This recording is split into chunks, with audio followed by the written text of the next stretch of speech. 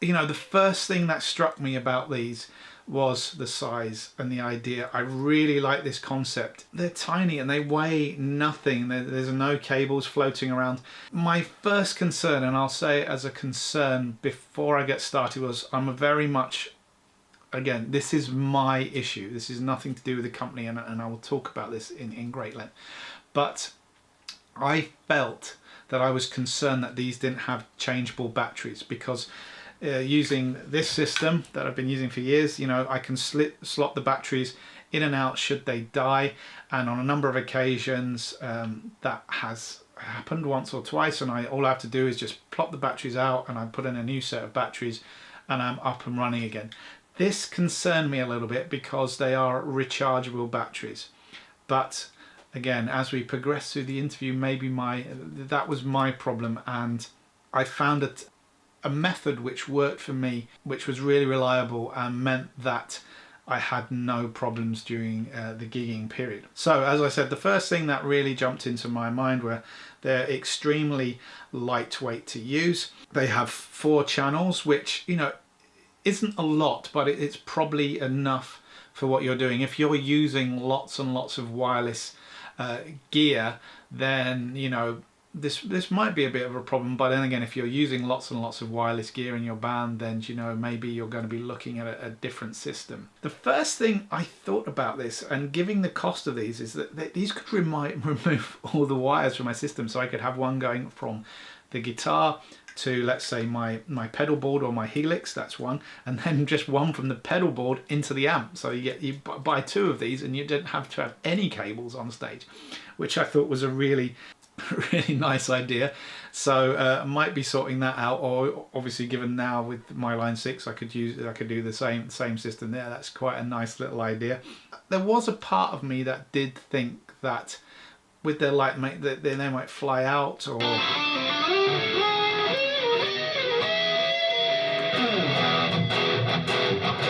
as you can see in the cutaway videos here, they're plugged in the guitar. You know, maybe aesthetically, these are the silver ones. They do come in black. I think if I had a choice and I was going to buy a set of these, I would definitely go for the black ones. Just because that's a bit more rock and roll, but you know, these are on loan, so I'm not going to... And you might have a silver guitar, you might have a lighter guitar that these might be more appropriate for. With the Strat guitar, I suppose it took a while aesthetically to get used to the way it wasn't a cable there, and there was this thing sitting in the Strat jack socket, but you know, within a few 20 minutes or so, I'd kind of forgotten all about that.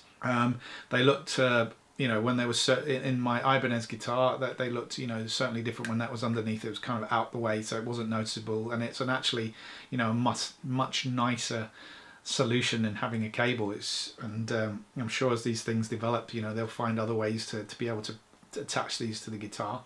And I will say that they did stay firmly attached to the guitar. The question you're all probably asking is range. Now, I did a whole bunch of experiments with these in terms of where I could go on stage, and the ultimate test for me was just walking away from the stage and seeing how far I could get. Now, this was in a pretty big room, and I got a good 25-30 meters before really having any problem too. That's about 100 foot. The real test came when I went outside. I went around backstage area and kept walking, so we're starting to get, I could still hear the guitar obviously because it was loud, and I probably got about 20 meters away through a brick wall, and it was starting to break up. Obviously it got rather nasty there, but that's going to happen with any wireless system. When you get out of range, it's going to cause some horrible distortions and crackling and break up.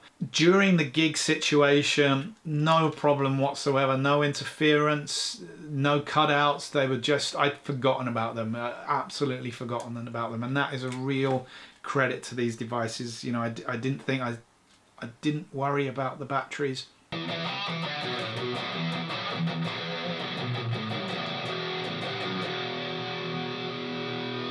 Because I had a power brick, and I just plugged these into the power brick, and they were constantly charging when I wasn't using them.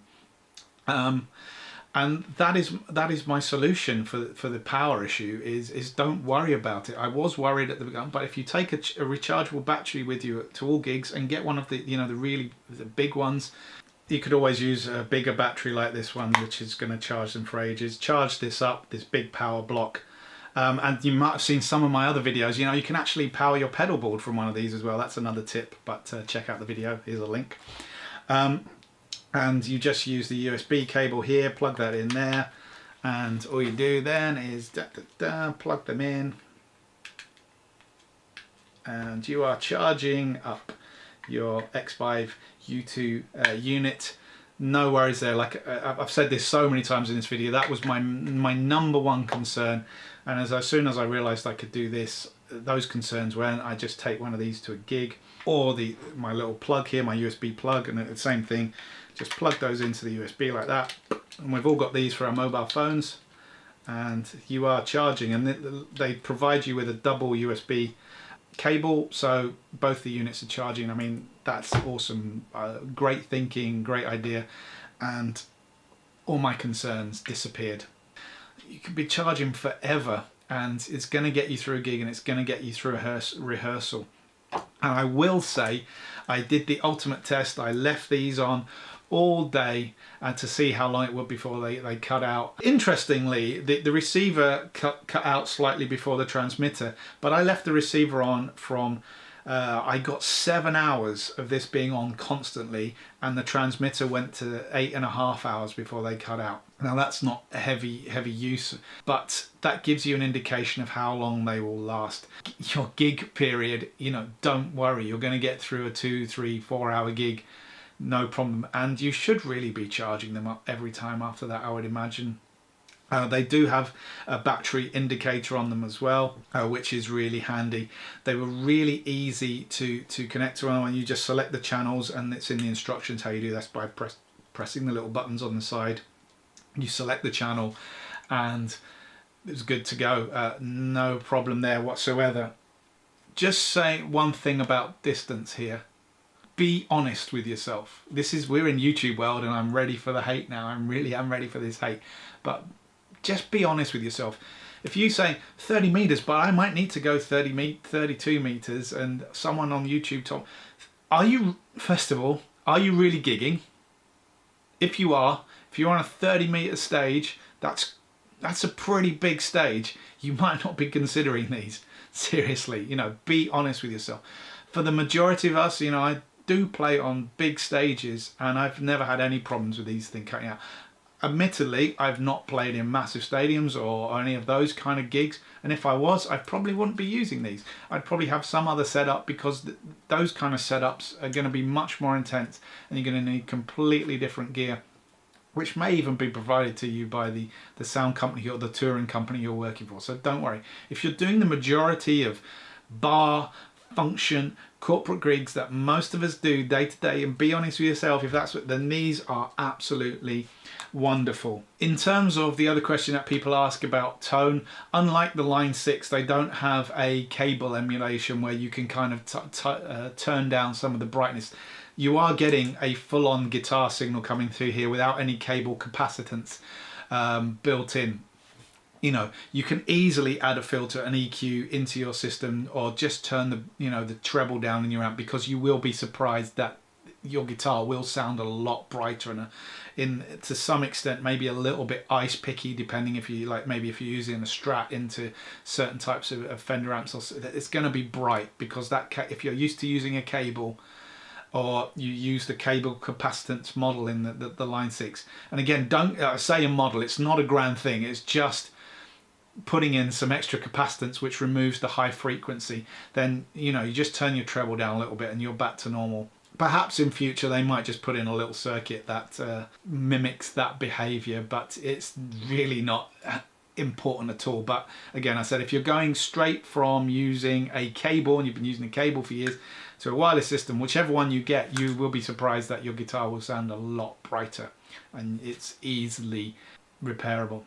The short version is, I was absolutely impressed, and when the time comes in the near future, I am, and I'm not just saying this, I will state this and state this again, These were absolutely fantastic. For the price, I don't think you can go wrong. And as I said, you could use multiple of these within your setup. Most guitarists, you know, guitar to pedal board, that's one. Pedal board to amp, that's 2 cables. You could remove both of those. You know, 2 sets of these, you never have a cable again. And I feel with my time with these and all the gigs I've done recently with these, that not even hesitate to using these. I was really well impressed. That's all I can say. I did have my my doubts because of, again, you think because of the price, they are quite cheap. XVIVE is not really a brand that is particularly well known now, particularly in the UK, but they are growing, as particularly with some of their pedals that they've got out there. Like the Golden Brownie is a really nice distortion pedal, a nice and you know, very cheap distortion pedal compared to some of the others that are out there. You know, they are a company making headway. I was well impressed. That's all I really want to say. And this has gone on for some time.